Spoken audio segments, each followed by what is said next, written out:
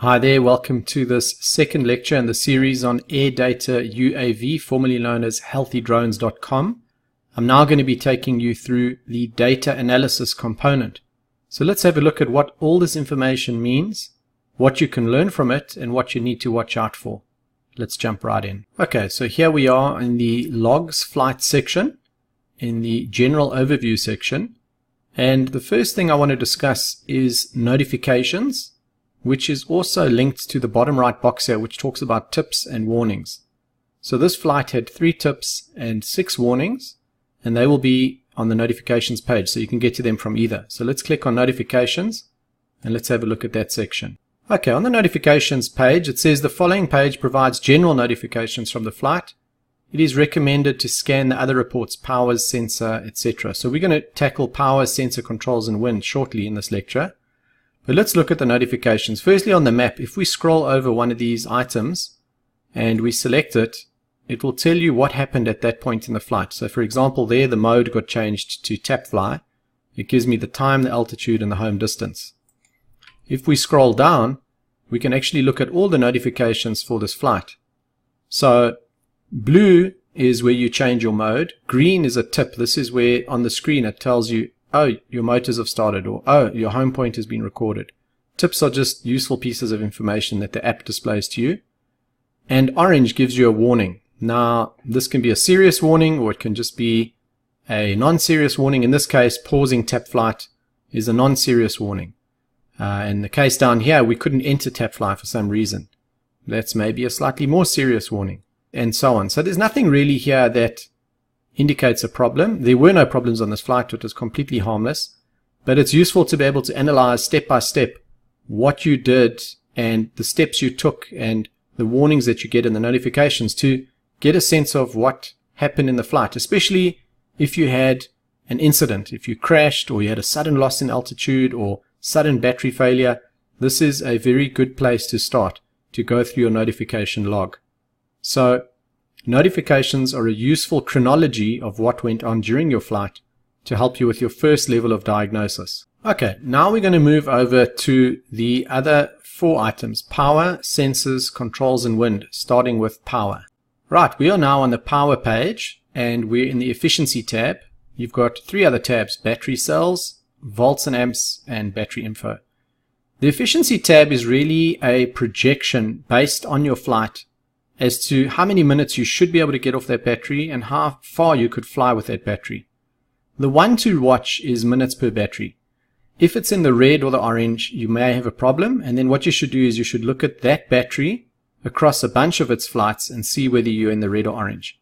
If for the same battery, consistently over a bunch of flights you're in the red or orange, you might have a problem with that battery and it might be unsafe to fly with it. Kilometers per battery is less useful because it analyzes how you were flying, and it looks at multiple factors. If you look up here, flying style, altitude, environmental conditions, you may have been flying really slowly, stopping and taking photographs, and therefore the projected distance will be very low.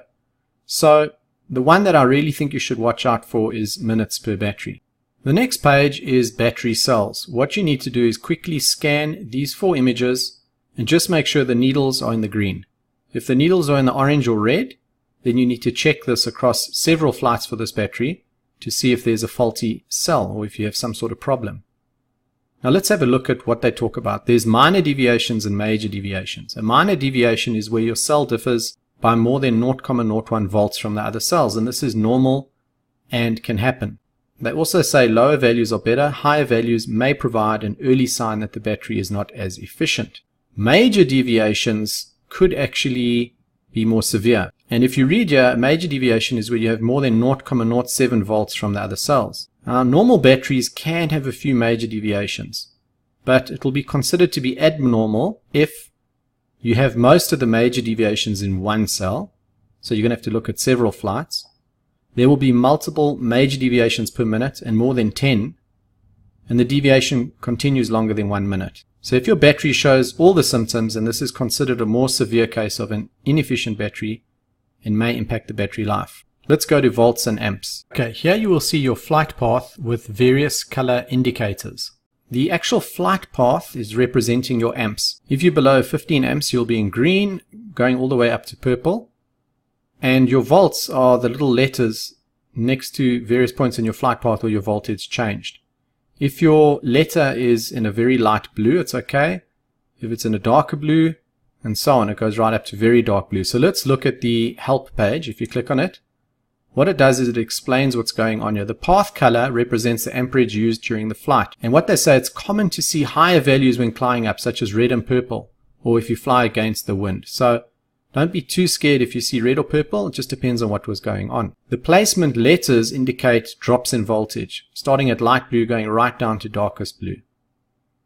Another thing is you've got standard versus specific flight range. So if you look at this flight, everything is in green. It's very difficult for me to see anything because it's using the standard range amp map. But if I look at the flight specific range, only the information for this flight, it's not averaged out, I can then see some yellow and red. So if you only see green, maybe switch over to this view, which will give you the characteristics for this specific flight. If you scroll down, you can actually look at information which pertain to these markers, and you can see, okay, you were climbing or there was nothing specific happening. Okay, so what should you be taking away from this particular page?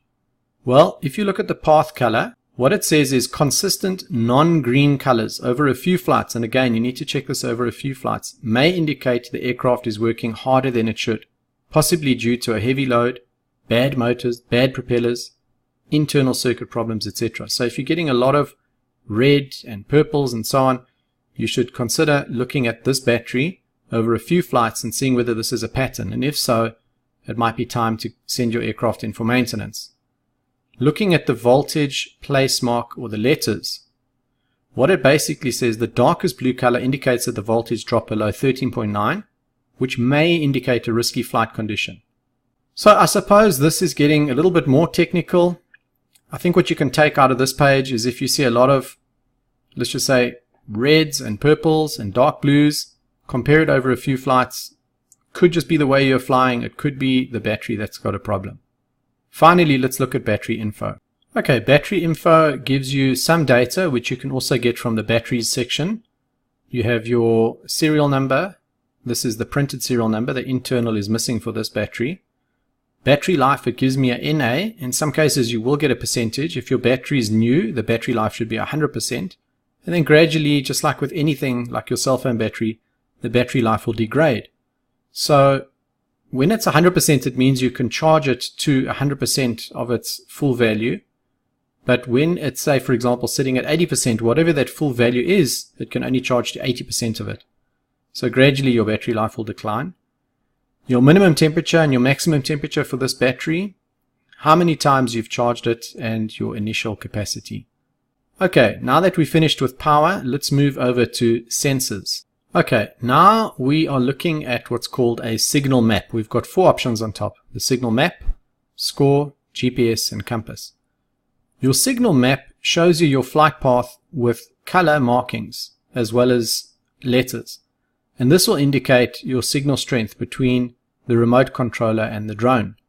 Green is good, orange fair, red poor, and purple very poor. So we can see this section of the flight over here, I had poor signal. Scrolling down, you can look at your flight and you can actually determine whether you had errors. So at the 5-minute mark, I had 91 errors reported, and also in the very beginning, I had 104 errors reported, also towards the end. So this gives you a good idea as to how your signal behaved, and this can help you in future decide where you want to position yourself.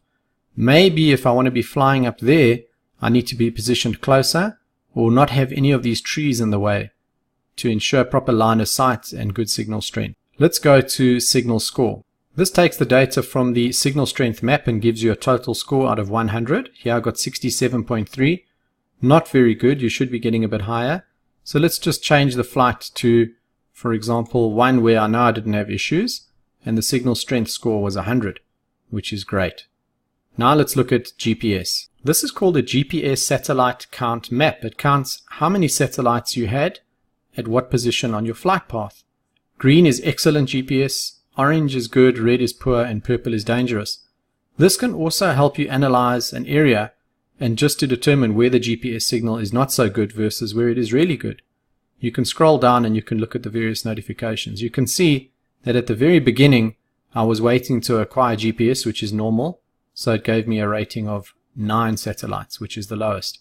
But for the rest, between 10 to 16 is very healthy. I suppose you want to be in the green, but anything above 10 is normally quite good. So this gives you a nice view on your GPS signal.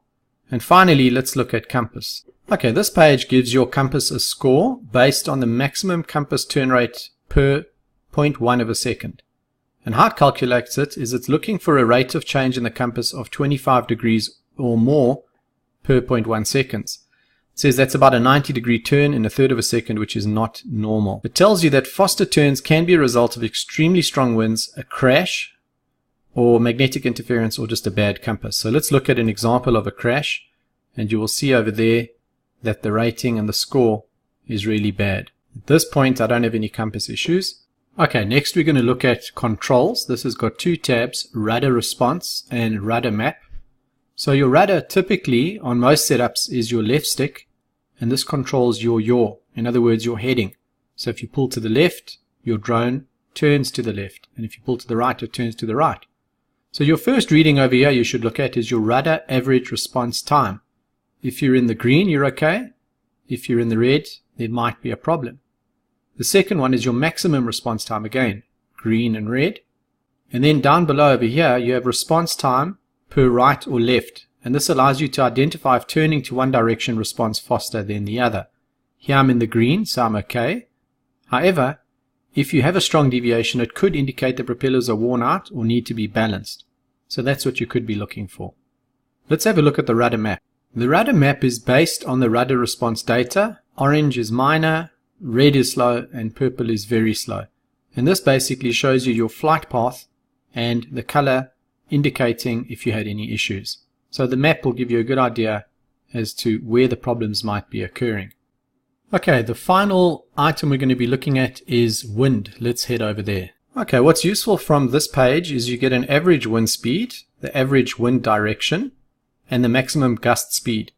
How is the wind calculated? It says in order to get a reading, all the following conditions must be met for at least 5 consecutive seconds. And in my case, there were 5 calculated wind periods. You need to be in GPS mode, or P mode. Missions and other modes are currently not supported. You must be flying at full speed and in a straight line, or hovering at the same spot without moving. And no direction change, right or left turns or altitude change should take place during those 5 seconds. Now, it's not often that you're going to meet all those conditions, so you're not always going to get an accurate wind reading, but it is useful if you do get it. And let's just have a look at the map view of the wind reading. The map view is quite useful because I can see the general wind direction and strength throughout the flight. The wind direction is the way in which the arrow is facing. That's where the wind is coming from and going to. And the indicator or the color tells me what the speed was. So here we had winds that were 9 kilometers per hour or less, traveling in a southeasterly direction or easterly direction mostly. And if you go down here, you can have a look at it. You can see that there's actually a mix of wind directions, but for the most part coming from the southeast. Okay, finally, we need to look at battery trends. Now, battery trend information is not going to be available for all batteries. And this is because from the DJI Go app 4.06 onwards, certain information is not available. If we look at the FAQs on Airdata's website, it says, as of DJI Go 4.06, battery information in the log is limited. Temperature, cell deviations, and amperage use are currently not available, which is a bit of a pity. But let's go and have a look at some batteries which will give that. So if I go to the Mavic and I click on trends, the information will be missing. But if we jump back to my Phantom 3 Professional, we can actually have a look at this data. So here we are on the health page under trends, and we have a few indicators. Firstly, battery life, initial capacity, the life trend, which is the straight blue line, and the capacity trend. So gradually, with time from, let's just say, a period of 1 year, January 2016 to January 2017, we can see that the battery life has gradually been declining up until a point where it took quite a major drop. Not sure what happened there, but I guess that's batteries. They tend to behave in a weird way and unfortunately don't last. So this is to be expected, and this is a useful indicator of what your battery looks like should you be able to get this information. Let's look at efficiency. Okay, so the numbers here represent what you could have flown to theoretically had you gone until your battery was drained. So it bases it on your actual flight and then it projects. And in some cases, I could have got close to 30 minutes on this battery. And in some cases, it went quite a lot lower. And as can be expected, the trend line is a slight negative trend. Okay, deviations. This is between the cells. This is what was covered earlier on. What we can see is the trend line starts to increase. And here is an example of a problematic battery where it's a very steep line going up to the yellow section over there. So stronger deviations. Finally, let's look at temperature. This shows you the maximum battery temperature by date, and it only works on flights that were 3 minutes or longer. And you can see that I shot right up on that particular occasion. On other occasions, it's a bit cooler. I suppose it could also be affected by season. And it gives you information as to how the temperature statistics were required. So also an interesting graph, and just a pity that this information isn't available on the newer drones. Well, with the newer DJI Go app, it'll be missing. So that brings us to the end of this lecture on data analysis. It's important to look at your flight data, and I think what's going to be happening with this product from Airdata is they're going to be giving us alerts. It's coming soon. It's not available yet. And I suspect with alerts, we're going to be told when there's a problem versus having to go and look and analyze the data, which will be super useful. So let's look forward to that. And now we're going to be looking at the next lecture, which is about maintenance. Airdata UAV provides you with maintenance tools, telling you when you need to maintain, what you can expect, what level of maintenance you need to apply. So very, very useful when you're managing your drone or a fleet of drones to have this handy information on record, letting you know what to do and when to do it. I'll see you in the next lecture. Thank you for watching this one.